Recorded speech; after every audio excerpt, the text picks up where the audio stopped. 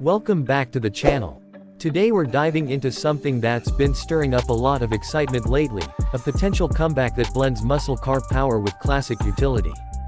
Yep, we're talking about the 2026 Chevrolet El Camino SS. This one's been popping up in rumors, renders, and wild predictions all over the internet. And while it's not officially confirmed by Chevy, it's way too cool not to talk about. Now imagine this, an aggressive low-profile coupe utility vehicle, wearing a body that fuses modern Camaro design language with retro El Camino lines. The front end, sleek LED headlights, a wide honeycomb grille, SS badging in red, sculpted hood vents, and flared fenders that scream performance. The rear, a short pickup bed just long enough to haul gear or a couple of motorcycles, wrapped in sharp lines and a quad exhaust setup. It looks like something out of a muscle car fantasy garage, but somehow still believable. Under the hood, the dream spec everyone's hoping for is the legendary 6.2-liter LT1 V8. That's the same beast found in the Camaro SS and base Corvette Stingray. If Chevy were to bring it into the El Camino SS, we'd be looking at 455 horsepower and 455 pound-feet of torque, mated to a 10-speed automatic transmission. There's also talk of a manual option for purists, but it's unlikely if Chevy aims to mass-produce it.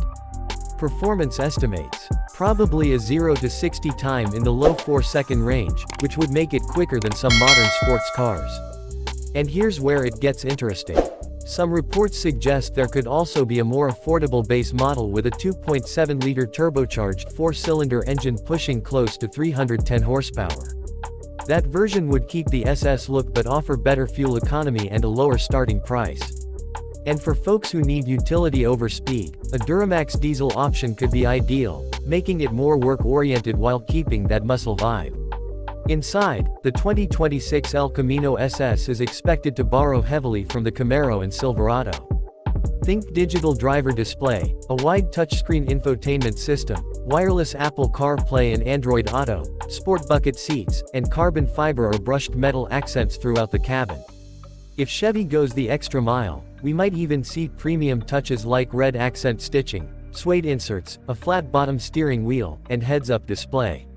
Now let's talk practicality. As much as this thing looks and drives like a muscle car, the El Camino badge means it has to carry things. So what kind of utility would it offer? The bed would likely be about 4.5 to 5 feet long, with a payload capacity between 1,000 to 1,500 pounds, enough for light equipment, bikes, or weekend gear. Towing capacity could sit in the 3,500 to 5,000 pound range depending on the engine and drivetrain setup, especially if a trailering package is included. One of the biggest questions is whether Chevrolet is really bringing this to production. So far, there's no official word. Most of what's out there is based on fan-made renders and speculation from outlets looking to stir up excitement.